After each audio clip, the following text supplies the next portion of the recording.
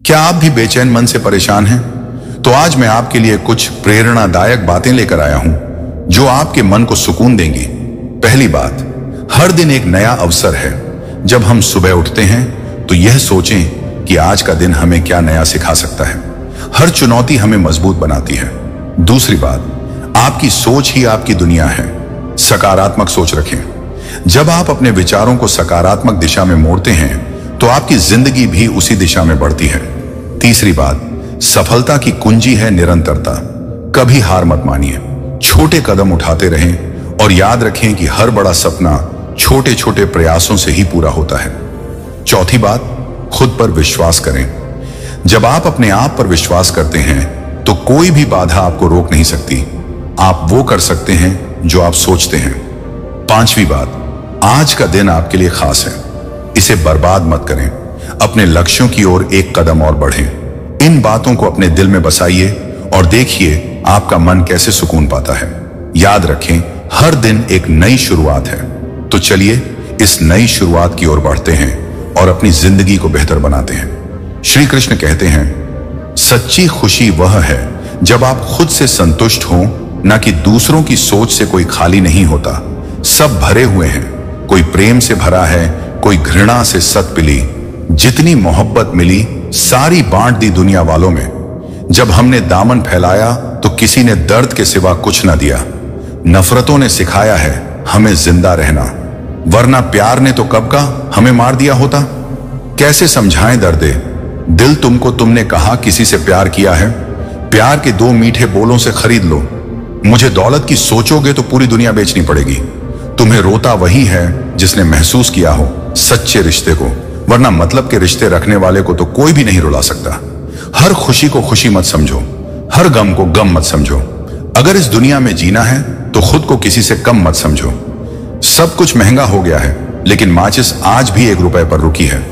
याद रखिए, आग लगाने वालों की कीमत कभी नहीं बढ़ती।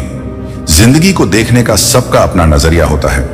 कुछ लोग स्टेटस में ही दिल की बात कह देते हैं। जीवन भी यही है, जहां मन की सरलता और परिवार के संस्कार हों, वहां जिंदगी में हरियाली आती है। भगवान श्री कृष्ण कहते हैं, हर किसी के अंदर अपनी ताकत और अपनी कमजोरी होती है। मछली जंगल में नहीं दौड़ सकती और शेर पानी में राजा नहीं बन सकता। इसलिए अहमियत सबको देनी चाहिए। भगवान से भी बड़े माता पिता होते हैं, क्योंकि भगवान सुख दुख दोनों देते हैं, परंतु माता पिता सिर्फ सुख देते हैं। जिस प्रकार नींबू के रस की एक बूंद हजारों लीटर दूध को बर्बाद कर देती है, उसी प्रकार मनुष्य का अहंकार भी अच्छे से अच्छे संबंधों को बर्बाद कर देता है। डाली से टूटा फूल फिर से लग नहीं सकता है, मगर डाली मजबूत हो तो उस पर नया फूल खिल सकता है। उसी तरह जिंदगी में खोए पल को ला नहीं सकते, मगर हौसले और विश्वास से आने वाले हर पल को खूबसूरत बना सकते हैं। श्री कृष्ण कहते हैं, अस्त होता सूरज इस बात का प्रतीक है कि अंत भी इतना खूबसूरत हो सकता है। वक्त वह तराजू है जो बुरे वक्त में अपनों का वजन बता देता है। जब किसी के गुण दिखें तो मन को कैमरा बना लो, और जब अवगुण दिखें तो मन को आईना बना लो। लोग भले ही पहचानते नाम से हो, लेकिन याद तो स्वभाव से ही रखते हैं। जिंदगी में जैसे जैसे आगे बढ़ो, माता पिता की कहीं हर बात सच होती नजर आएगी। दुआएं और धन दोनों कमाइए। दुआएं वहां काम आती हैं जहां धन काम नहीं आता। अगर कोई आपसे नाराज है और उसे यह घमंड है कि आप उसे मना लेंगे, तो उसका यह घमंड कभी टूटने मत देना। लोगों ने पूछा कि तुम इतने खुश कैसे रहते हो। हमने कहा कि हम किसी की खुशी देखकर जलते नहीं और अपना दुख किसी को बताते नहीं। चूहा पिंजरे में इसलिए फंसता है क्योंकि वह समझ नहीं पाता कि पिंजरे में रखा खाना उसे फ्री में क्यों दिया जा रहा है। दुनिया में सभी एक जैसे नहीं होते, इसलिए जिसने तुम्हारा साथ दिया उसका साथ दो, और जिसने त्याग दिया उसे तुम भी त्याग दो। जब तक खुद दर्द से ना गुजरो, दूसरों के दर्द का एहसास नहीं होता। जितनी भीड़ बढ़ रही है, जमाने में लोग उतने ही अकेले होते जा रहे हैं। सभी को सिर्फ समय की ही नहीं, समझ की भी जरूरत होती है। अपने आप को किसी के साथ का आदी ना बनाइए, वरना आपकी खुशियां उसकी फुर्सत और मूड की मोहताज होकर रह जाएंगी। सच बोलने का अगर शौक है तो अकेले चलने का भी हौसला रखो। मतलब की बात समझना आम लोगों की पहचान है, लेकिन बात का मतलब समझना खास लोगों की पहचान है। हर समस्या के 3 समाधान होते हैं, स्वीकार करो, बदल दो या फिर छोड़ दो। कुछ लोग इतने घटिया होते हैं कि उनके साथ गुजारा हर पल अपने आप में एक सजा है। धोखेबाज लोगों का असली चेहरा तब सामने आता है जब आप उन पर सबसे ज्यादा भरोसा करते हैं। कभी कभी सोचता हूं कि कैसे लोग इतनी आसानी से धोखा दे सकते हैं। बिना किसी शर्म के घटिया लोग हमेशा दूसरों की अच्छाई का फायदा उठाते हैं, लेकिन भूल जाते हैं कि वक्त सबका हिसाब करता है। कितनी भी कोशिश कर लो, कुछ लोग सिर्फ और सिर्फ धोखा देने के लिए ही बने होते हैं। धोखेबाज लोगों से बदतर कुछ नहीं होता, जो सामने से दोस्ती का दिखावा करते हैं और पीछे से वार करते हैं। घटिया लोगों की पहचान यही है कि वह खुद को बहुत समझदार समझते हैं, लेकिन उनकी सच्चाई सबके सामने जल्दी या देर से आ ही जाती है।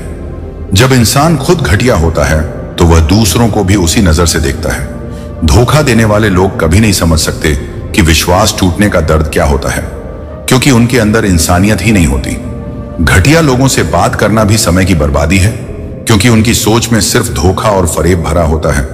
धोखेबाज लोग खुद को बहुत होशियार समझते हैं, लेकिन भूल जाते हैं कि उनके झूठ का पर्दाफाश एक दिन जरूर होगा।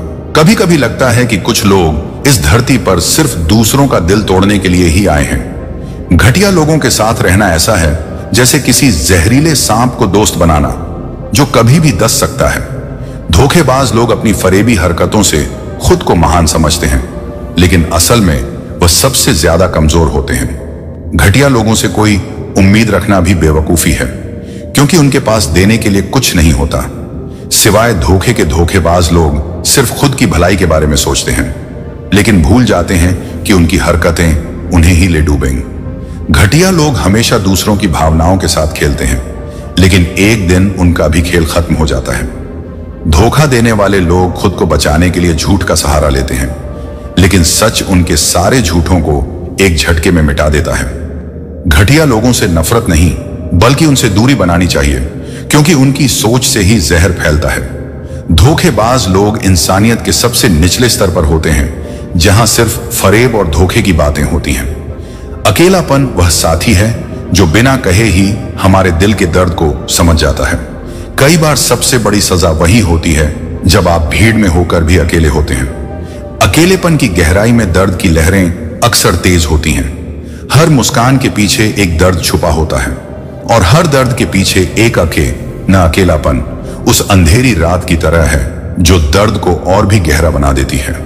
जब दिल टूटता है तब हर शख्स अकेला महसूस करता है, चाहे उसके आसपास कितने भी लोग हों। अकेलापन वह खामोशी है जो दिल के अंदर चीखता है, पर कोई नहीं सुन पाता। कई बार अकेलेपन का दर्द हमें इतना गहरा कर देता है कि हम खुद से भी दूर हो जाते हैं। हर रिश्ते में कुछ टूटने की आवाज नहीं होती। कुछ लोग खामोशी से हमारी जिंदगी से चले जाते हैं और हमें अकेला छोड़ जाते हैं। दर्द भरा अकेलापन वह जख्म है जो दिखता नहीं, पर सबसे ज्यादा चुभता है।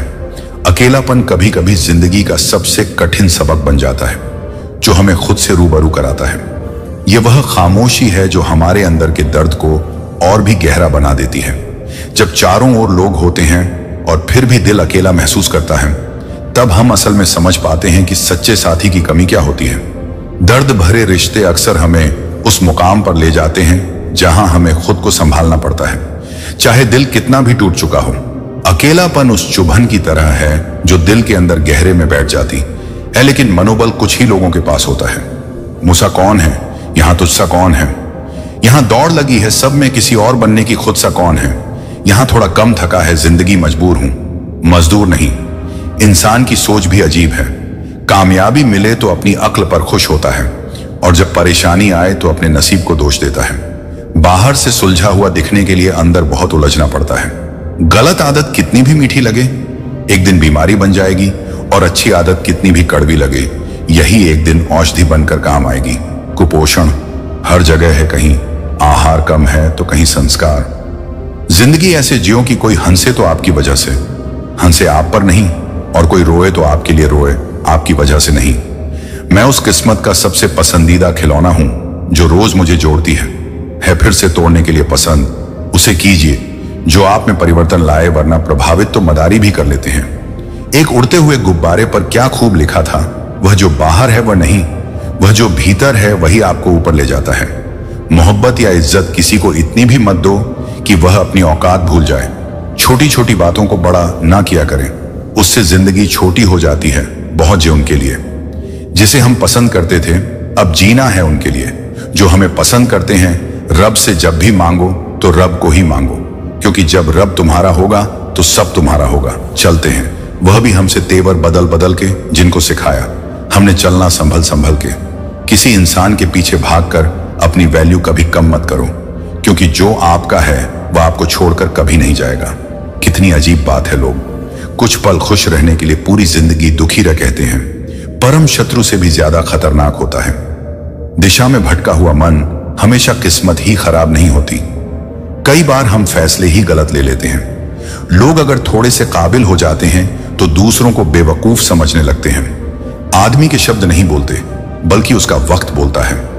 ना जाने किस बात पर इंसान को नाज है जो आखिरी सफर के लिए भी दूसरों का मोहताज है। रिश्तों की खूबसूरती एक दूसरे की बात समझने में है। खुद जैसा इंसान तलाश करोगे तो अकेले रह जाओगे। खुश रहना सीखो। जो जवाब नहीं देते थे उनके भी सलाम आने लगते हैं। वक्त बदलता है तो नियम पर भी आम आने लगते हैं। किसी के कहने से यदि अच्छा या बुरा होने लगे तो यह संसार या तो स्वर्ग बन जाए या पूरी तरह से नर्क। इसीलिए यह ध्यान मत दो कि कौन क्या कहता है, बस वो करो जो अच्छा है और सच्चा है। मतलब की बात समझना आम लोग की पहचान है, लेकिन बात का मतलब समझना खास लोगों की पहचान है। आपकी खुशियों में वह लोग शामिल होते हैं जिन्हें आप चाहते हैं, लेकिन आपके दुख में वह लोग शामिल होते हैं जो आपको चाहते हैं। सच बोलने का अगर शौक है तो अकेले चलने का भी हौसला रखो। दुनिया में अगर कुछ छोड़ने जैसा है तो दूसरों से उम्मीद छोड़ दो। खोई हुई दौलत और भूली हुई विद्या फिर भी लौट सकते हैं, पर खोया हुआ समय फिर कभी नहीं लौटता। संबंधों को सिर्फ समय की ही नहीं, समझ की भी जरूरत होती है। सारी जिंदगी रिश्तों का भ्रम रखा है, लेकिन सच तो यह है कि खुद के सिवा कोई अपना नहीं होता। जितनी भीड़ बढ़ रही है जमाने में लोग उतने ही अकेले होते जा रहे हैं। संसार में सुई बनकर रहो, कैंची बनकर नहीं। सुई दो को एक कर देती है और कैंची एक को दो कर देती है। जब तक खुद दर्द से ना गुजरो दूसरों के दर्द का एहसास नहीं होता। जिंदगी में कोई भी गलती करना, लेकिन कभी किसी के लिए ऑप्शन बनकर मत जीना। दर्द गम डर जो भी तेरे अंदर है, खुद के बने पिंजरे से बाहर निकल, फिर देखना तू भी एक सिकंदर है। जहां आपकी गलती ना हो वहां झुको मत, और जहां आपकी इज्जत ना हो वहां रुको मत। जिंदगी में सारे दरवाजे बंद हो सकते हैं, लेकिन भगवान का दरवाजा हमेशा खुला रहता है। जिस दिन आप अपनी खुशी के मालिक खुद बन जाओगे, उस दिन से कोई दूसरा आपको रुला नहीं पाएगा। कोशिश करो कि दोगले लोगों से कभी रिश्ता मत रखो, क्योंकि जब वे नाराज होते हैं तो आपकी इज्जत पर वार करते हैं। रिश्ते औरत तब खत्म होते हैं जब पांव नहीं दिल थक जाता है। उस इंसान को कभी मत भूलना जब हर कोई बहाने बना रहा था और वह आपके साथ खड़ा था। कई बार बहुत से गुण होने के बाद भी सिर्फ एक कमी विनाश का कारण बन जाती है। उजाले की कदर उसे होती है जिसने जिंदगी में अंधेरे देखे हों। कुछ लोग चप्पल की तरह होते हैं, साथ तो देते हैं पर पीछे से कीचड़ उछाल रहते हैं। यह कलयुग की दुनिया है, कदर उसकी नहीं होती जो सच में निभाता है। कदर तो उसकी होती है जो सबसे ज्यादा दिखावा करता है। जो इंसान जितना अच्छा होता है वह उतना ही ज्यादा इस्तेमाल होता है। शब्द और व्यवहार ही मनुष्य की असली पहचान होते हैं। ऊपर वाले को धन्यवाद है उस बात के लिए कि उसने मुझे तकलीफ सहने वालों में रखा है, देने वालों में नहीं। अपने हक के लिए बेशर्म बनना पड़े तो बनो, क्योंकि शर्मीले लोगों का फायदा उठाने वालों को यहां जरा भी शर्म नहीं आती। याद रखना, जब तक आप काम के हैं लोग आपको पहचानेंगे, क्योंकि दिया जलने के बाद माचिस की तीली फेंक दी जाती है। कम उम्र में मिला हुआ सुख इंसान को कभी समझदार नहीं बनने देता, और कम उम्र में मिला हुआ दुख इंसान को बहुत समझदार बना देता है। जहां पेड़ और पानी साथ हो वहां हरियाली अपने आप आ जाती है और हमें लगातार याद दिलाती है कि कुछ कमी रह गई है। साधु नेहा कहा, अच्छा एक पत्थर फेंक दो। चित्रसेन ने तुरंत एक पत्थर फेंक दिया और फिर से साधु के पीछे चलने लगा। कुछ दूर जाने पर चित्रसेन ने कहा, साधु बाबा, यह अकेला पत्थर भी कम भारी नहीं है, अब मैं चढ़ाई नहीं कर सकता। साधु ने कहा, ठीक है, इसे भी नीचे फेंक दो और मेरे पीछे आओ। चित्रसेन ने दूसरा पत्थर भी फेंक दिया और साधु के पीछे पहाड़ पर चढ़ने लगा। अब वह आसानी से पहाड़ की चोटी पर पहुंच गया। वहां पहुंचकर चित्रसेन ने कहा, साधु बाबा, आप मुझे यहां पर क्यों लाए हैं? साधु बाबा ने कहा, तुम्हें एक शिक्षा देने के लिए देखो, अब तक तुम्हारे सिर पर लूटमार और हत्यारोपी दो भारी पत्थरों का बोझ था जो तुम्हें जनप्रिय रूपी पहाड़ पर चढ़ने नहीं देता था। इसीलिए तुम एक काम करो, आज से तुम लूटमार और हत्याएं करना बंद कर दो। जिन लोगों का धन तूने आज तक लूटा उन्हें वापस कर दो, तब जाकर तुम भी सब लोगों के प्रिय बन जाओगे। तभी सब जगह भले आदमी के रूप में तुम पहचाने जाओगे। ठीक है साधु बाबा, मैं ऐसा ही करूंगा। लेकिन मुझे यह पता नहीं था कि जिन लोगों से मैंने धन चुराया था वे कौन थे और कहां के निवासी थे। फिर साधु बाबा ने कहा, इसीलिए तुम यह करो कि चुराया हुआ धन गरीबों और भिखारियों में बांट दो। ठीक है साधु बाबा, मैं ऐसा ही करूंगा। चित्रसेन ने ऐसा ही किया और भेष बदलकर शहर में गया और अपने साथ लाए गए सारे धन को गरीबों और जरूरतमंदों में बांट दिया। धन बांटने के बाद चित्रसेन वापस वन में साधु बाबा के पास आया। साधु बाबा, मुझे अपनी शरण में ले लो। मैंने अब तक कोई भी अच्छी बात नहीं सीखी है। मुझे अच्छी ज्ञान भरी बातें सिखाकर मेरे जन्म को सार्थक बना दो। साधु बाबा ने उसे अपना शिष्य बना लिया और कहा, चित्रसेन, जहां तक हो सके हमेशा दूसरों की मदद करो, दूसरों की सहायता करो। यही मानवता की सच्ची सेवा है और यही भगवान की सेवा है। चित्रसेन ने सच्चे दिल से साधु बाबा की सेवा की और साधु बाबा के सानिध्य में 5 वर्ष बिताए। इसी बीच साधु बाबा की कृपा से वह अत्यंत ही बुद्धिमान और सच्चे चरित्र वाला बन चुका था। तब एक दिन साधु बाबा ने चित्रसेन से कहा, चित्रसेन, आज तुम्हारी शिक्षा पूरी हुई है। चित्रसेन ने कहा, पर मैं शिक्षा का मूल्य कैसे चुकाऊंगा? आश्य ने उत्तर दिया, बेटा, शिक्षा का कोई मूल्य नहीं होता, ये तो अमूल्य है। चित्रसेन रश्य के साथ वहां रहकर शिक्षा प्राप्त करता रहा और आश्रम के कामों में आर शवर की मदद भी करता था। वर्षों बीत गए और चित्रसेन युवा हो गया। एक दिन आर्षि ने कहा, चित्रसेन, आज तुम्हारी शिक्षा संपूर्ण होती है। मुझे गर्व है कि तुम मेरे सबसे योग्य और बुद्धिमान शिष्य हो। अपनी बुद्धि का प्रयोग कर तुम कठिनाइयों में भी सफलता प्राप्त कर सकोगे, यह मेरा आशीर्वाद है। अब तुम एक आदर्श पुरुष के रूप में परिवर्तित हो चुके हो। चित्रसेन ने कहा, अब मुझे क्या करना है गुरुदेव? चित्रसेन, अभी तुम युवा हो, तुम्हारे सामने एक लंबा जीवन पड़ा हुआ है, इसीलिए अब तुम्हें कोई कार्य करके अपना जीवन यापन करना होगा।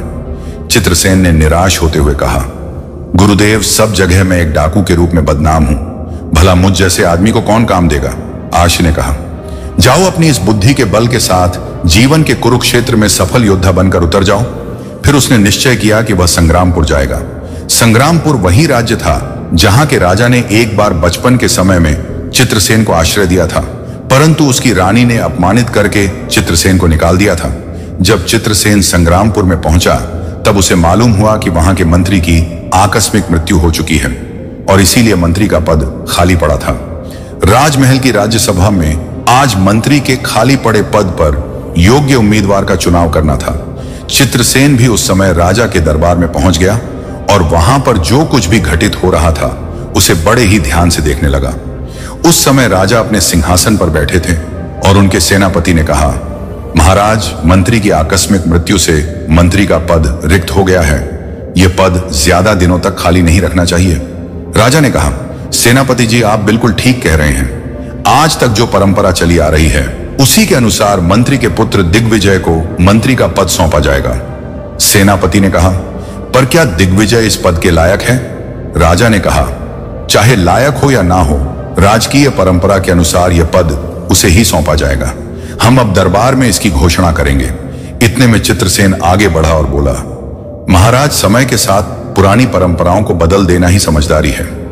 तब एक युवक ने कहा, मेरा नाम किशोर है महाराज, और मैं मंत्री पद के लिए अपना नाम पेश करना चाहता हूं। चित्रसेन ने अपना नाम किशोर बताया ताकि राजा तुंगध्वज सिंह उसे पहचान ना पाए। बहुत सालों के बाद राजा तुंगध्वज सिंह बूढ़े हो चुके थे।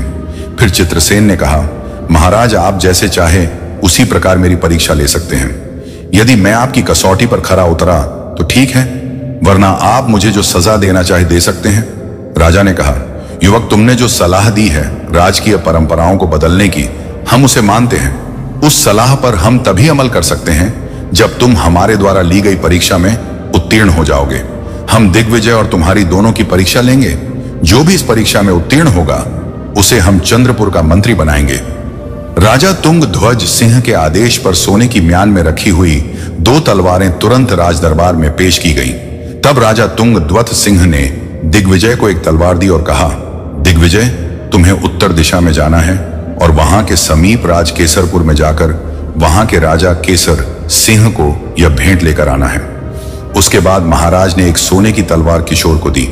किशोर को पश्चिम दिशा के सीमावर्ती राज्य विशालपुर में जाकर राजा विशाल तक भेंट पहुंचाने का आदेश मिला। दोनों उसी समय तलवारें लेकर अपनी अपनी दिशाओं की ओर चल दिए।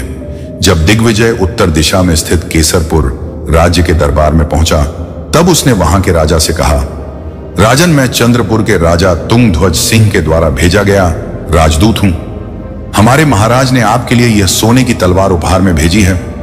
राजा ने तलवार को म्यान से निकाला तो देखा कि तलवार की नोक पर लाल रंग लगा हुआ था। राजा ने पूछा, यह क्या? तलवार की नोक पर लाल रंग क्यों लगा है? इसका क्या अर्थ है? इस बीच चित्रसेन को सोने की थाली में भोजन परोसा गया।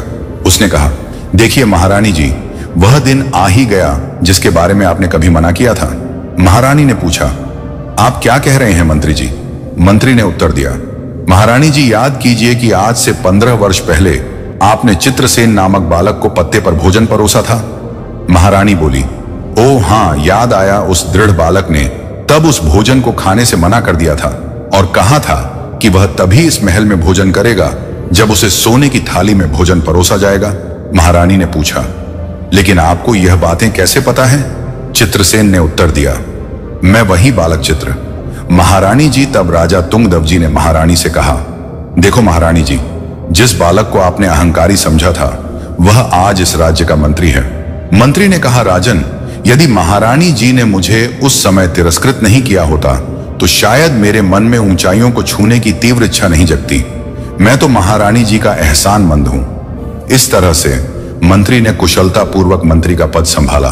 फिर एक दिन राजा तुंग ध्वज सिंह ने चित्रसेन को एक पत्र दिया और कहा, तुम ऊधमपुर राज्य जाओ और वहां के राज्य में चोरी छपा काफी बढ़ गई है। कृपया तुम जाकर अपने विवेक से उस राज्य को चोरों से मुक्त कराओ, क्योंकि वहां के राजा ने मुझे पत्र लिखकर सहायता मांगी है।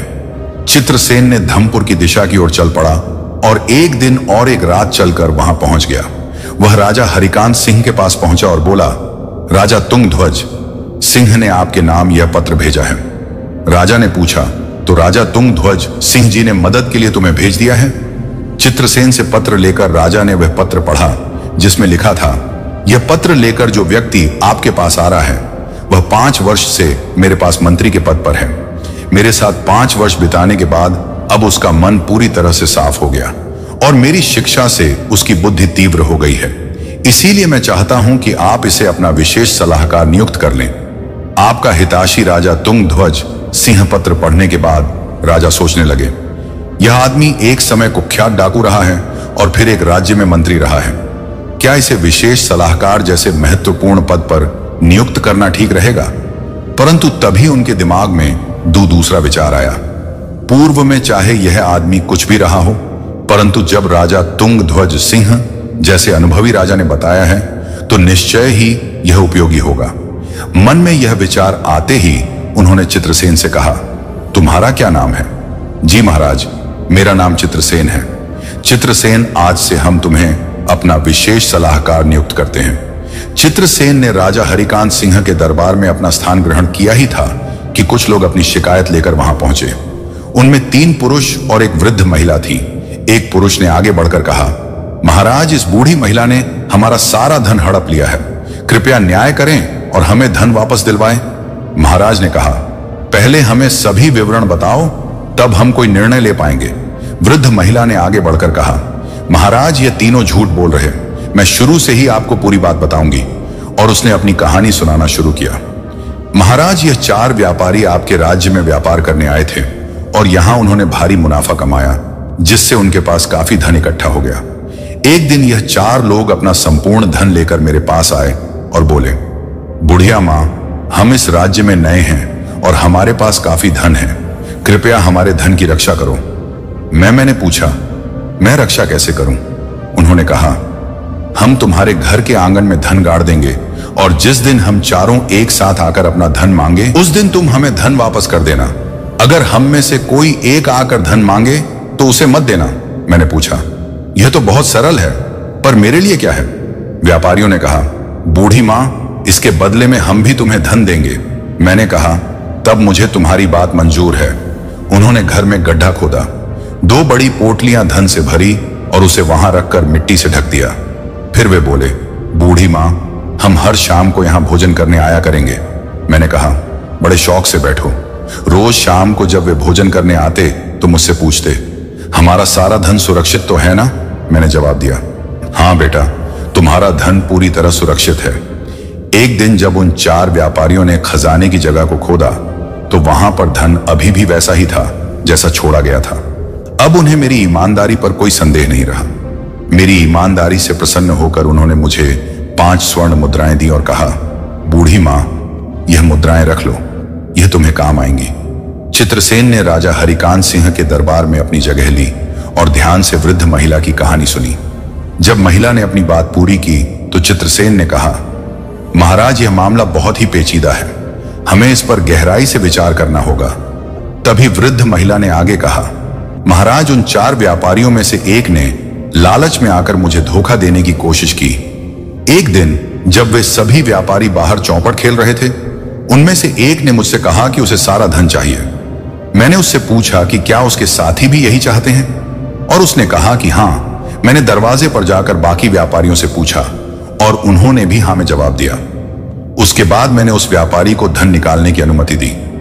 उसने जल्दी से गड्ढा खोदा और धन के थैले निकाल लिए। फिर उसने मुझसे पानी मांगा और जब मैं पानी लेने गई वह धन लेकर भाग गया। जब बाकी व्यापारी अंदर आए और मैंने उन्हें बताया कि उनका साथी धन लेकर गया है तो वे सदमे में पड़ गए। हमने तो सिर्फ खाना जल्दी बनाने को कहा था, क्या तुम्हारे मित्र ने तुम्हें धोखा दिया है? फिर बुढ़िया ने अपनी कहानी पूरी करते हुए कहा, महाराज, यही है, सारी कहानी बताइए, इस घटना में मेरा क्या दोष है? फिर तीनों व्यापारी बोले, वह बुढ़िया झूठ बोल रही है, अवश्य ही इसे इस बात का पता है कि हमारा मित्र धन लेकर कहां गया है। महाराज, हम सब पर दया करें और इससे हमारा सारा धन वापस दिलवाने की कृपा करें। महाराज सोचने लगे, ओह, बड़ा ही विचित्र झगड़ा है, कैसे इन लोगों का निपटारा करूं? क्यों ना चित्रसेन से इस झगड़े का निपटारा करने के लिए कहूं। इस प्रकार चित्रसेन के विवेक की परीक्षा भी हो जाएगी। यह सोचकर उन्होंने चित्रसेन से कहा, चित्रसेन, क्या तुम इन लोगों के झगड़े का निपटारा कर सकते हो? अवश्य महाराज, यदि आपकी आज्ञा हो, तो चित्रसेन उत्तर दिया। चित्रसेन ने बूढ़ी औरत से पूछा, बूढ़ी मां, जब 4 व्यापारी तुम्हारे पास धन रखने के लिए आए थे तो उन्होंने तुमसे क्या कहा था? जी, इन्होंने कहा था कि यह सारा धन हम तुम्हारे आंगन में गाड़ जाएंगे। जब हम 4 एक साथ आएंगे तभी उस धन को देना, किसी एक के मांगने पर मत देना। क्यों भाइयों, बूढ़ी मां ने जो कुछ कहा क्या वह सच है? तुम्हें क्या कुछ कहना है? हमें कुछ नहीं कहना श्रीमान। बूढ़ी मां ने आपको जो कुछ बताया है वह सत्य है, लेकिन इसने हम तीनों से पूछे बिना ही हमारे चौथे साथी को सारा धन दे दिया। यही हमारी शिकायत है। तुम लोगों ने बूढ़ी मां से कहा था कि 4 के एक साथ आकर मांगने पर ही धन देना, अन्यथा नहीं देना। हां, यही सच है। उसी तरह जब तुम सब आकर बूढ़ी मां से पैसे मांगो तभी उसे तुम्हें पैसे देने हैं, अन्यथा नहीं। हां महोदय, फिर आप यहां बूढ़ी मां की शिकायत क्यों लेकर आए हैं? अपने चौथे साथी को साथ लेकर आओ और तब सभी मिलकर उससे अपने पैसे मांगो। यदि उस समय बूढ़ी मां पैसे नहीं लौटती है तब उसे दोषी माना जाएगा। तीनों व्यापारी इस बात पर विचार करने लगे। यह व्यक्ति ने बड़ी चालाकी से हमें हमारे ही शब्दों के जाल में फंसा दिया। तब बूढ़ी औरत ने कहा, बेटे, तो तुमने सही फैसला लिया है, तुम लंबी उम्र पाओ। जब व्यापारी सिर झुकाकर वहां से जाने लगे तब चित्रसेन ने कहा, रुको, मुझे तुम तीनों पर शक हो रहा है। क्या कोई अपनी मेहनत से कमाई हुई धनराशि किसी अजनबी के घर में छुपा आएगा? धन की सुरक्षा के और भी उपाय होते हैं। सच सच बताओ, तुम्हें यह धन कहां से मिला? महाराज, हमने व्यापार से यह धन कमाया है। यही सच है, वे बोले। सच बताओ वरना मैं तुम्हारी खाल में भूसा भरवा दूंगा। चित्रसेन ने कहा, नहीं महाराज, हम सच कह रहे हैं, वे बोले। चित्रसेन ने फिर कहा, झल्ला, दोनों को बुलवा, वे ही इनसे सच उलवाएंगे। नहीं झल्ला, दोनों को मत बुलवा।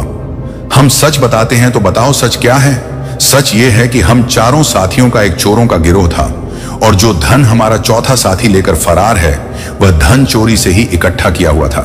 महाराज ने कहा, वो तो तुम लोग चोर हो। जी महाराज। महाराज ने तुरंत आदेश दिया कि इन तीनों को कारागार में डाल दिया जाए और उस बूढ़ी औरत को पूरी इज्जत के साथ राजमहल से विदा कर दिया गया। महाराज ने चित्रसेन से कहा, चित्रसेन तुम परीक्षा में खरे उतरे, तुम्हें हमने अपना विशेष सलाहकार बनाकर उचित किया है। हमें इस फैसले पर सदैव गर्व रहेगा। उस दिन के बाद से राजा हरिकांत सिंह चित्रसेन से सलाह लेकर ही अपना प्रत्येक कार्य करते थे। फिर चित्रसेन जो डाकू था, अब वह दुनिया का सबसे बुद्धिजीवी कहलाने लगा। इस संसार में दुख का मूल कारण यह है कि हम अक्सर उन चीजों को नियंत्रित करने की कोशिश करते हैं जो हमारे नियंत्रण में नहीं है। इसका परिणाम यह होता है कि हमारी ऊर्जा और मन व्यर्थ की कोशिशों में फंस जाता है और हम उन चीजों को अनदेखा कर देते हैं जो वास्तव में हमारे हाथ में है। जैसे प्रकृति की कई चीजें हैं जिन्हें हम चाह कर भी अपने तरीके से नहीं चला सकते, फिर भी हम उन्हें नियंत्रित करने का प्रयास करते हैं। इससे हमें केवल निराशा ही मिलती है। कल्पना कीजिए कि आप एक नदी के किनारे खड़े हैं। नदी का पानी अपने बहाव में चलता है, उसकी दिशा, उसकी गति, यह सब प्राकृतिक है। यदि आप उस नदी के बहाव को अपनी मर्जी के अनुसार मोड़ना चाहें या रोकना चाहें तो यह असंभव है। यदि आप नदी को नियंत्रित करने की कोशिश करेंगे तो केवल संघर्ष ही मिलेगा, लेकिन परिणाम कुछ नहीं। लेकिन यदि आप उसी नदी के बहाव को समझें और उसके अनुसार चले तो आप उसका आनंद भी ले सकते हैं। ठीक इसी तरह जीवन में भी कुछ परिस्थितियां, कुछ लोग और कुछ घटनाएं ऐसी होती हैं जिन पर हमारा कोई नियंत्रण नहीं है। इनको जब हम बदलने का प्रयास करते हैं तो केवल मानसिक तनाव और पीड़ा का सामना करना पड़ता है। अब दूसरी ओर अगर हम उन चीजों पर ध्यान दें जो हमारे नियंत्रण में है, जैसे हमारी सोच, हमारे कर्म और हमारे प्रयास, तो हम अपना जीवन अधिक संतुलित और शांत बना सकते हैं। हवा के बहाव को हम रोक नहीं सकते, लेकिन हम अपनी दिशा बदल सकते हैं ताकि हवा का रुख हमें अपने उद्देश्य की ओर सहारा दे। अगर मौसम बदलता है और वर्षा होती है तो हम वर्षा को रोक नहीं सकते, परंतु हम छाता लेकर बाहर निकल सकते हैं या कहीं सुरक्षित स्थान पर रुक सकते हैं। यानी हम उन चीजों पर ध्यान केंद्रित कर सकते हैं जिन पर हमारा नियंत्रण है। अक्सर हम अकेलेपन से घबराते हैं, लेकिन अकेले होने का मतलब यह नहीं है। कई बार जिंदगी हमें उस मोड़ पर ला खड़ा करती है जहां हर तरफ से लोग हमें छोड़ जाते हैं और तब हमें असल में अपने दर्द का एहसास होता है। दर्द भरे लम्हों में भी अकेलापन हमें वह ताकत देता है जिससे हम खुद को फिर से खड़ा कर सकें। हर टूटे हुए रिश्ते के बाद अकेलापन हमारे दिल की गहराई में बस जाता है और हमें सोचने पर मजबूर करता है कि क्या हमने सही किया। दर्द भरा अकेलापन वही है जो हमारे आंसुओं को भी खामोश कर देता है और हमें दुनिया से दूर कर देता है। हर कोई अपनी असलियत खुद ही सामने ले आता है, बस थोड़ा वक्त देना पड़ता है। के रूप में नकाब पहनकर घूमते हैं, असली चेहरा दिखाने की हिम्मत नहीं रखते। तुम्हारे लिए झुकते झुकते अब समझ में आया कि रीढ़ की हड्डी की अहमियत क्या होती है। खुद को बहुत बड़ा खिलाड़ी समझने वालों को यह नहीं पता कि यहां खेल भी बदला जा सकता है और खिलाड़ी भी बात तो बड़ी करते हो, लेकिन जब वक्त आता है तो तुम्हारी सच्चाई खुद ब खुदा है। धोखा देना तुम्हारी फितरत में है, पर भूल मत जाना कि वक्त सबका हिसाब बराबर करता है। कुछ लोग सोचते हैं कि उनके बिना दुनिया रुक जाएगी, लेकिन असलियत में कोई भी किसी का मोहताज नहीं। तुम्हारी बातों में जितनी मिठास है उतना ही जहर छुपा हुआ है, पर मैं अब उस जहर का आदी हो चुका हूं। तुम्हारी चालाकियां का जवाब मेरे पास खामोशी से बेहतर कुछ नहीं, क्योंकि जो खुद से ही लड़ रहा हो उसे और क्या हराना। तुम्हारा खेल बहुत छोटा है, मेरे पास तो पूरी बिसात है जहां हर चाल तुम पर भारी पड़ेगी। दिखावे के मुखौटे उतारने का हुनर सीख लिया है मैंने। अब तुम्हारी चालें भी बेअसर लगती हैं, तुम्हारी सोच से भी गहरी मेरी चुप्पी है जो एक दिन तुम्हारी सच्चाई सबके सामने ला देगी। हर बार की तरह इस बार भी तुम्हारी चालाकी बेकार जाएगी, क्योंकि अब मैं भी तुम्हारी हरकतों को समझने लगा हूं। तुम्हारा भरोसा जीतने का खेल अब पुराना हो गया है, क्योंकि अब मैं तुम्हारे शब्दों से नहीं हरकतों से परखता हूं। तुम्हारी नकली मुस्कान के पीछे छुपी नफरत को मैं पहचान चुका हूं। बस चुप हूं क्योंकि सही वक्त का इंतजार कर रहा हूं। तुम्हारी हंसी के पीछे छुपे कांटे मुझे अब चुभने नहीं देंगे, क्योंकि मैंने उन कांटों के बीच खुद को ढाल लिया है। तुम्हारी अदाएं अब नजरअंदाज करने लायक हो गई हैं, क्योंकि उनका मतलब मैंने समझ लिया है। हर दांव खेलने के बाद भी तुम जीत नहीं पाओगे, क्योंकि मेरा खेल तुम्हारे खेल से कहीं बड़ा है। तुम्हारी असलियत जब सामने आएगी तो शायद तुम्हें खुद पर ही शर्म आ जाएगी, पर तब तक देर हो चुकी। संगीत होगी सच्चाई हमेशा कड़वी होती है, लेकिन इसे स्वीकार करना ही सच्ची समझदारी है। जीवन में हर किसी को खुश रखना संभव नहीं है, इसलिए खुद को खुश रखना सीखें। सबसे बड़ा शिक्षक है, यह हमें बिना किसी शुल्क के सबसे महत्वपूर्ण सबक सिखाता है। दूसरों की गलतियों से सीखें, क्योंकि आप सभी गलतियां खुद नहीं कर सकते। सफलता का कोई शॉर्टकट नहीं होता। मेहनत और धैर्य ही सफलता की कुंजी है। जीवन में उतार चढ़ाव आते रहते हैं, लेकिन हर कठिनाई के बाद एक नया सवेरा होता है। जो लोग आपके जीवन में सच्चे होते हैं, वे आपके बुरे वक्त में भी आपके साथ खड़े रहते हैं। खुशियां बांटने से बढ़ती हैं और दुख बांटने से कम होते हैं। जीवन में सबसे बड़ी संपत्ति आपका स्वास्थ्य है, इसे कभी नजरअंदाज ना करें। हर दिन एक नया अवसर है, इसे पूरी तरह से जीने की कोशिश करें। सच्चाई हमेशा कड़वी होती है, लेकिन इसे स्वीकार करना ही सच्ची समझदारी है। श्री कृष्ण ने गीता में कहा है, सत्यम वद धर्मम चर, सत्य बोलो, धर्म का पालन करो। सत्य को स्वीकार करना और उसका पालन करना ही सच्ची समझदारी है। जीवन में हर किसी को खुश रखना संभव नहीं है, इसलिए खुद को खुश रखना सीखें। श्री कृष्ण ने अर्जुन से कहा था, योगस्था कुरु कर्माणि, योग में स्थित होकर कर्म करो। इसका अर्थ है कि अपने कर्तव्यों को करते हुए आत्मसंतुष्टि प्राप्त करो। समय सबसे बड़ा शिक्षक है, यह हमें बिना किसी शुल्क के सबसे महत्वपूर्ण सबक सिखाता है। श्री कृष्ण कहते हैं, कालोस में लोक अक्ष, कृत प्रवृत्त हो। मैं समय हूं जो सबका नाश करता हूं सिखाता है और हमें आगे बढ़ने के लिए प्रेरित करता है। दूसरों की गलतियों से सीखें, क्योंकि आप सभी गलतियां खुद नहीं कर सकते। ज्ञानेतु तज्ज्ञानम, ये शम नाशित मात्म, ज्ञान से अज्ञान का नाश होता है। दूसरों के अनुभवों से सीखना भी ज्ञान का एक रूप है। सफलता का कोई शॉर्टकट नहीं होता। मेहनत और धैर्य ही सफलता की कुंजी है। कर्मण्यवाधिकारस्ते मां फलेषु कदाचन, तुम्हारा अधिकार केवल कर्म करने में है, फल में नहीं। मेहनत और धैर्य से ही सफलता मिलती है। जीवन में उतार चढ़ाव आते रहते हैं, लेकिन हर कठिनाई के बाद एक नया सवेरा होता है। सुख दुख के समय कृत्वा लाभा, लाभो जया जयो सुख दुख लाभ, हानि जय पराजय को समान समझो। जीवन में उतार चढ़ाव आते रहते हैं, लेकिन हमें संतुलित रहना चाहिए। जो लोग आपके जीवन में सच्चे होते हैं, वे आपके बुरे वक्त में भी आपके साथ खड़े रहते हैं। सखा चेती मैं तुम्हारा सखा हूं। सच्चे मित्र और सखा हमेशा साथ रहते हैं, चाहे परिस्थिति कैसी भी हो। खुशियां बांटने से बढ़ती हैं और दुख बांटने से कम होते हैं। परित्राणाय साधुना विनाशाय च दुष्कृतम, सुकौशलम योग ही कर्मों में कुशलता है। स्वस्थ शरीर और मन से ही हम अपने कर्तव्यों को सही ढंग से निभा सकते हैं। हर दिन एक नया अवसर है, इसे पूरी तरह से जीने की कोशिश करें। तस्मा उत्तिष्ठ कौन्तेय, युद्ध कृत निश्चय, इसलिए उठो हे कौन्तेय और युद्ध के लिए दृढ़ निश्चय करो। हर दिन एक नया अवसर है, इसे पूरी तरह से जीना चाहिए। बुद्धि से सब हासिल किया जा सकता है। मनुष्य के जीवन में बुद्धि सबसे मूल्यवान संपत्ति है। यह ना केवल हमें सही और गलत में अंतर करना सिखाती है, बल्कि हर समस्या का समाधान भी प्रदान करती है। बुद्धि वह साधन है जो हमें अपने लक्ष्य तक पहुंचाने में मदद करता है। यदि इसे सही दिशा में उपयोग किया जाए तो जीवन में कुछ भी असंभव नहीं है।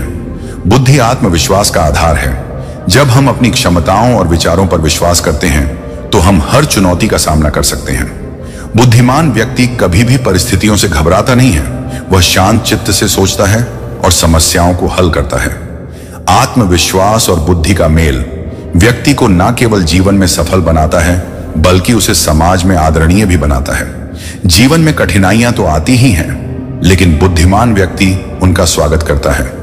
वह जानता है कि हर चुनौती के भीतर एक अवसर छिपा होता है। बुद्धि हमें यह सिखाती है कि मुश्किल समय में कैसे स्थिर रहे और समाधान की खोज करें। उदाहरण के लिए, यदि कोई नदी पार करनी हो और पुल ना हो, तो एक बुद्धिमान व्यक्ति नाव बनाएगा या तैरने का तरीका खोजे। बुद्धि का सही उपयोग हमें उचित निर्णय लेने में मदद करता है। सही निर्णय ही सफलता की कुंजी है। कई बार हमें ऐसा लगता है कि जीवन के रास्ते बहुत कठिन हैं, लेकिन बुद्धि हमें सही दिशा दिखाती है। बुद्धि से प्रेरित निर्णय हमें न केवल वर्तमान में मदद करते हैं, बल्कि भविष्य को भी बेहतर बनाते हैं। बुद्धि का सही उपयोग तभी संभव है जब हमारे पास धैर्य हो। बिना धैर्य के बुद्धि का सही तरीके से उपयोग नहीं किया जा सकता। धैर्य और समझदारी का संयोजन जीवन के हर क्षेत्र में सफलता सुनिश्चित करता है। कठिन परिस्थितियों में भी बुद्धि हमें धैर्य रखना सिखाती है। बुद्धि हमें खुद पर विश्वास करना सिखाती है। जब हम अपनी क्षमताओं पर भरोसा करते हैं तो हमारी सफलता सुनिश्चित होती है। खुद पर विश्वास और बुद्धि का सही उपयोग हमें हर स्थिति में विजय बनाता है। बुद्धि ही वह शक्ति है जिससे हम जीवन में सब कुछ हासिल कर सकते हैं। यह हमें सही मार्ग दिखाती है और हर परिस्थिति में समाधान प्रदान करती है। जो व्यक्ति अपनी बुद्धि का सही उपयोग करता है वह न केवल अपने जीवन को सफल बनाता है बल्कि दूसरों के लिए भी प्रेरणा बनता है। बुद्धि से बढ़कर कोई शक्ति नहीं है, इसलिए इसे पहचाने, इसे निखारे और इसे सही दिशा में उपयोग करें। प्रिय दर्शकों, एक बार गाय माता मनुष्य के कल्याण के लिए भगवान श्री कृष्ण जी के पास जाती है और श्री कृष्ण जी से कहती हैं, हे भगवान, दुखों का अंत कैसे किया जा सकता है? आपसे भला अच्छा कौन बता सकता है? इसलिए लो आप ही आज बताइए कि दुखों का अंत कैसे किया जाए। फिर श्री कृष्ण जी कहते हैं, हे गाय, आज मैं एक कथा सुनाने जा रहा हूं, कृपया इसे ध्यान से सुने। अगर आप ये कहानी सुन रहे हैं तो इसे पूरा सुनिए। एक बार संध्या के समय चंद्रपुर के राजा तुंगध्वज सिंह जंगल से शिकार खेलकर अपने राज्य को वापस लौट रहे थे। तभी रास्ते में उन्होंने देखा कि एक बालक जलती हुई चिता के पास खड़ा। बालक को देखकर राजा अपने घोड़े से उतरे और बालक के नजदीक जाने लगे। जब राजा उस बालक के नजदीक पहुंचे तो बालक कह रहा था, मां, मैं तुम्हारी सौगंध खाकर कहता हूं कि मैं एक दिन बहुत बड़ा आदमी बनकर तुम्हारे सपनों को पूरा करूंगा। राजा उसके बिल्कुल नजदीक पहुंच गए और पूछा, बेटा तुम कौन हो? बालक ने कुछ घबराकर कहा, आप डरो नहीं, मैं चंद्रपुर का राजा हूं। अभी तुम अपनी मां की चिता के पास बहुत बड़ा आदमी बनने की सौगंध खा रहे थे। क्या मैं जान सकता हूं कि इस सुनसान जंगल में तुम अपनी मां की चिता के पास अकेले क्यों खड़े हो? तुम्हारे बाकी संबंधी और रिश्तेदार कहां हैं? बालक बोला, महाराज, मेरी मां और मैं इस जंगल में अकेले ही रहते थे, लेकिन मेरी मां ने मरते समय मुझे बताया कि मेरे दादा चंदन नगर के धनी सेठ करोड़ीमल थे। मेरी मां और पिताजी का प्रेम विवाह हुआ था और चूंकि मेरी मां एक बहुत ही गरीब परिवार से थी, इसीलिए मेरे दादाजी उन्हें पसंद नहीं करते थे। विवाह के कुछ दिनों बाद ही बगीचे में घूमते हुए मेरे पिताजी को सांप ने काट लिया और उनकी मृत्यु हो गई। इस पर मेरे दादा दादी ने मेरी मां को अपशकुन और मनहूस ये कहते हुए कि उनके आने से ही मेरे पिता की मृत्यु हो गई, घर से निकाल दिया। उस समय मेरी मां गर्भवती थी। वह जंगल में आई और यहां एक झोपड़ी बनाकर रहने लगी। यहीं मेरा जन्म हुआ। मेरी मां ने मरते समय मुझसे कहा था कि मैं किसी तरह से गरीबी के जीवन से बाहर निकलूं और धनवान बनूं, योग्य बनूं। महाराज, यह शब्द कहते ही मेरी मां के प्राण निकल गए। मेरी मां के जीवित रहते हुए मैं उनसे बड़ा आदमी बनने का वादा नहीं कर पाया था, इसीलिए उनकी चिता के समीप खड़ा होकर इस समय बड़ा आदमी बनने की मां की आत्मा से वादा कर रहा था। राजा बोले, ओ बेटा, बड़ी ही दुख भरी कहानी है। तुम्हारी इस वन में रहकर तुम बड़े आदमी कैसे बन सकते हो? अच्छा यह बताओ, क्या तुम हमारे साथ हमारे राज्य में चलना चाहोगे? हम तुम्हें पढ़ा लिखा कर बड़ा आदमी बनने में तुम्हारी मदद कर सकते हैं। इस बात का हम तुमसे वादा करते हैं। बालक बोला, वो तब तो मैं आपके साथ बड़ी खुशी से चलने को तैयार हूं महाराज। और फिर वह राजा के साथ उसके राजमहल की तरफ चल दिया। राजमहल में पहुंचने पर रानी ने पूछा, यह कौन है महाराज? महाराज बोले, महारानी, इसका नाम चित्रसेन है। आज से यह हमारे महल में रहकर शिक्षा ग्रहण करेगा। रानी मन में सोचने लगी, महाराज भी ना जाने कैसे कैसे नमूने उठाकर महल में ले आते हैं। इन्हें कौन समझाए कि यह महल है, कोई अनाथालय नहीं। लेकिन महारानी ने कहा, ठीक है महाराज, आज्ञा कीजिए। महाराज बोले, महारानी, आज से चित्रसेन तुम्हारी छत्र छाया में पलेगा। राजकुमार और राजकुमारी की तरह ही अब तुम्हें इसका ध्यान भी रखना पड़ेगा। उस रात चित्रसेन सोचने लगा कि उसकी कितनी अच्छी किस्मत है कि वह राजमहल में पहुंच गया। दूसरी तरफ महारानी सोच रही थी कि भीम को महल से निकालने के लिए मुझे कल कुछ करना ही होगा। जिस दिन राजकुमार, राजकुमारी और चित्रसेन को भोजन परोसा गया, उस दिन राजकुमार और राजकुमारी को सोने की थाली में खाना दिया गया, जबकि चित्रसेन को पत्ते पर भोजन परोसा गया। इससे चित्रसेन नाराज हो गया और कहा कि वह पत्ते पर खाना नहीं खाएगा। रानी ने पूछा कि क्या वह पत्तल पर भोजन नहीं कर सकता?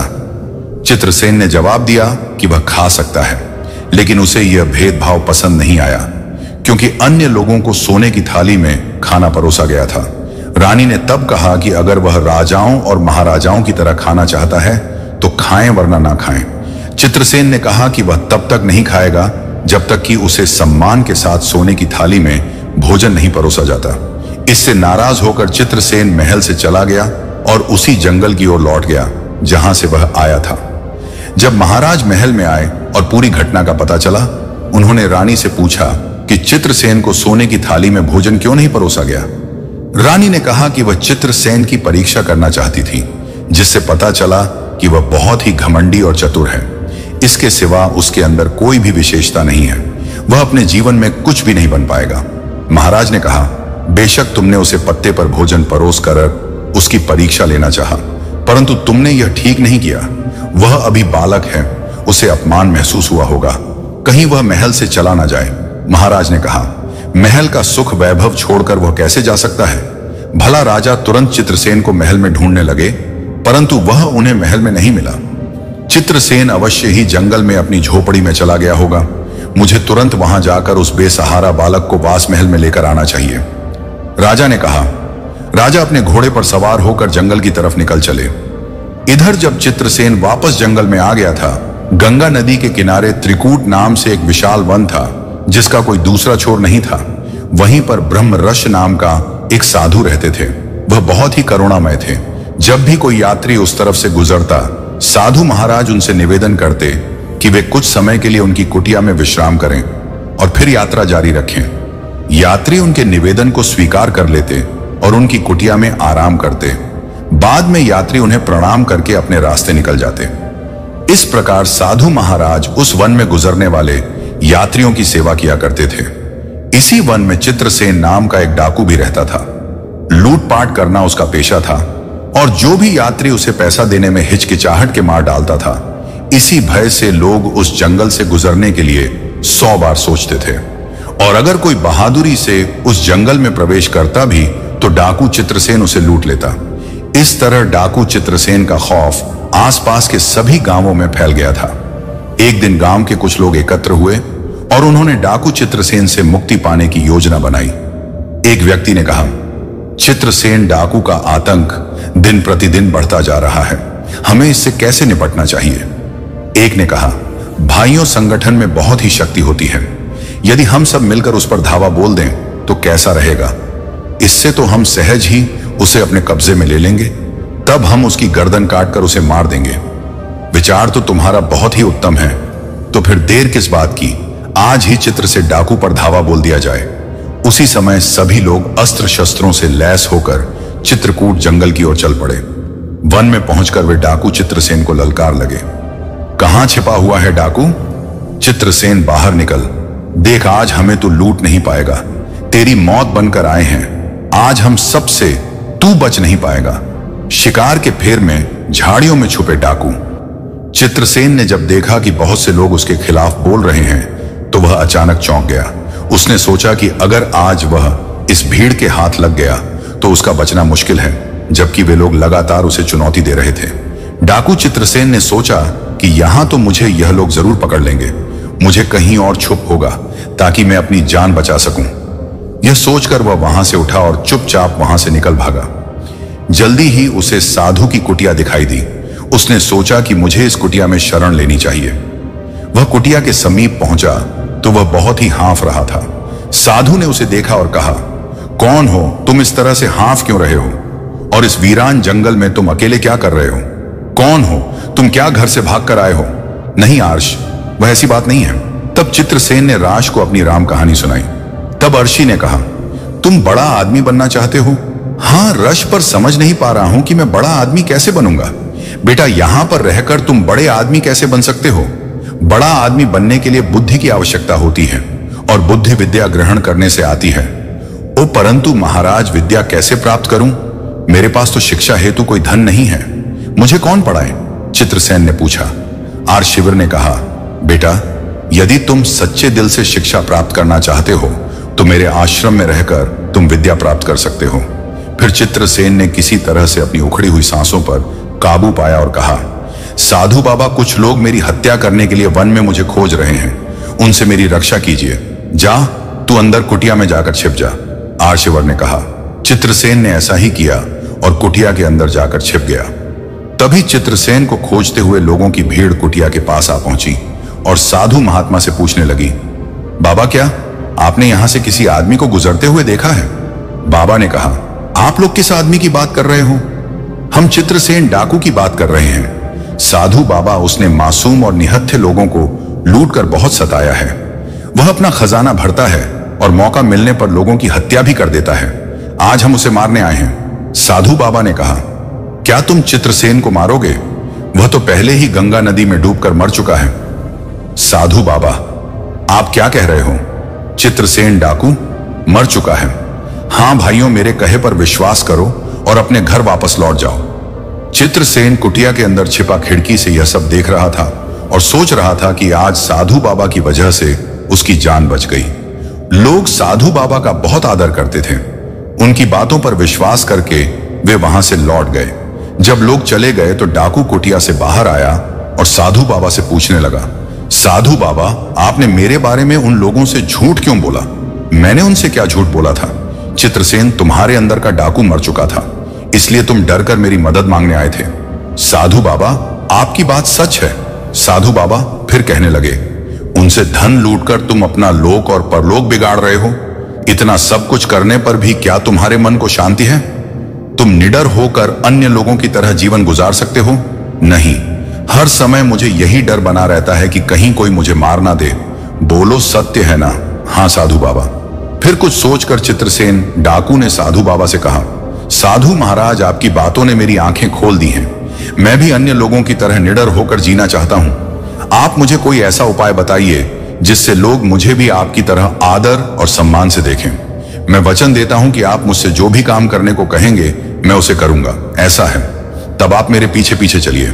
साधु बाबा ने कहा और एक पर्वत की ओर चल दिए। चित्रसेन उनके पीछे पीछे चलने लगा। पर्वत की तलहटी में पहुंचने पर साधु महाराज ने कहा, चित्रसेन, इन 2 पत्थरों को अपने सिर पर उठाकर पहाड़ पर मेरे पीछे पीछे चलो। अच्छा साधु बाबा, चित्रसेन ने कहा और उसने दोनों पत्थर उठा लिए और अपने सिर पर रखकर साधु बाबा के पीछे पीछे चलने लगा। कुछ ही कदम चलने पर वह थकने लगा। तब साधु महाराज ने पूछा, क्या हुआ? चित्रसेन ने कहा, साधु बाबा, यह पत्थर बहुत भारी है।